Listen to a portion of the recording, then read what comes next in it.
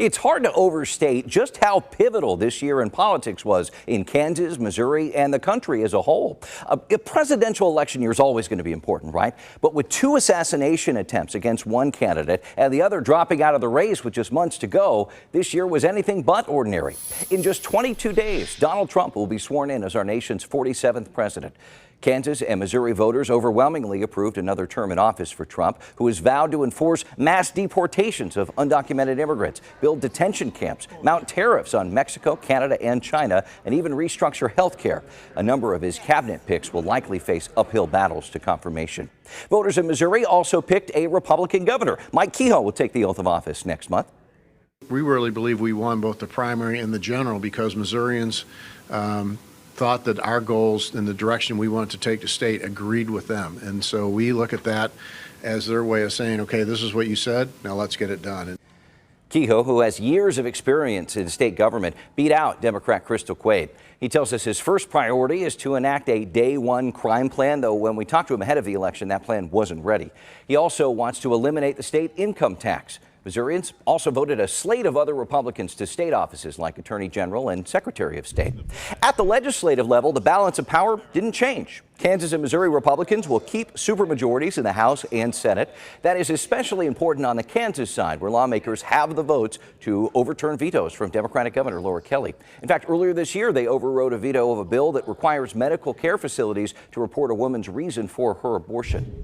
Even before the elections, lawmakers in both states struggled to pass bills. Gridlock was the name of the game, especially on the Missouri side. We saw a lot of infighting among Senate Republicans, who held the longest filibuster in Missouri history. House Democrats then surpassed that record just weeks later, filibustering for more than 41 hours over so-called ballot candy in an initiative petition getting rid of ranked choice voting, a measure that passed at the polls in November. Republicans in the Missouri Senate tried several times and failed to raise the voter threshold on those petition measures at the polls. For years, conservatives have watched as voters pass more progressive policies, and it happened again this year, namely when it comes to abortion rights. Amendment 3 passed overwhelmingly, despite years of legal challenges and hurdles. Supporters called the vote a statement win. Missourians have been heard. They were loud. They were clear. We want to restore abortion rights. And our organizations stand ready to provide that care, and we're going to fight. Since the vote, the process to restore abortion rights has also been met with delays, countless legal battles, and lawmakers have pledged to try and restrict the practice through legislation. Let's look back and discuss what's to come with KMBC9 political reporter Michael Mahoney. Welcome back, sir. We have this issue that we have seen for years, really, in the Missouri State Senate when you have gridlock. They could not raise the voter threshold. We then see abortion pass at the polls.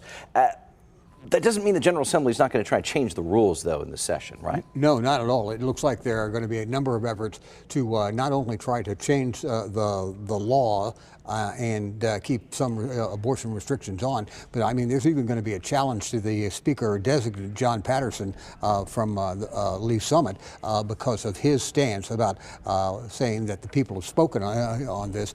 There's a challenge from a representative from the St. Louis area, Justin Sparks, on that. We'll see where that goes. That's a long shot, but for sure, the abortion question is not settled in Missouri. No, and Governor-elect Kehoe had said that he wants to do what he can to protect life. We'll see what that means. Yeah. Sports betting also huge in Missouri. General Assembly tried time and time again to have that pass. It failed, but voters barely pushed this over the top, but it's legal.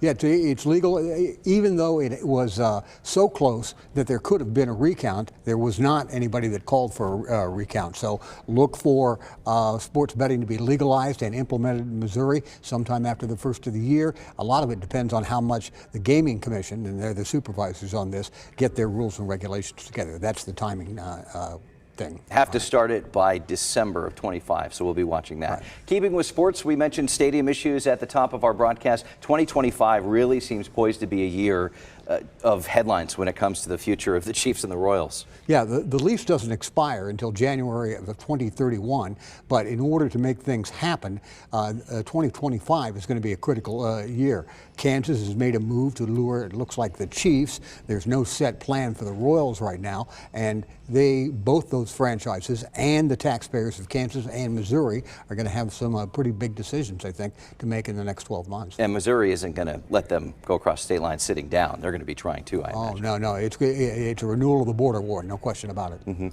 know, we talk about Missouri, and we had quite a few major petition initiative issues at the polls. They vote for progressive policies. This is something we've seen with Medicaid expansion and marijuana, but they still, this time around, elected conservative candidates. There's a bit of a disconnect there. Why is that? Yeah, there is, and in fact, they even voters voted to raise the minimum wage in Missouri, which has also been a sore spot.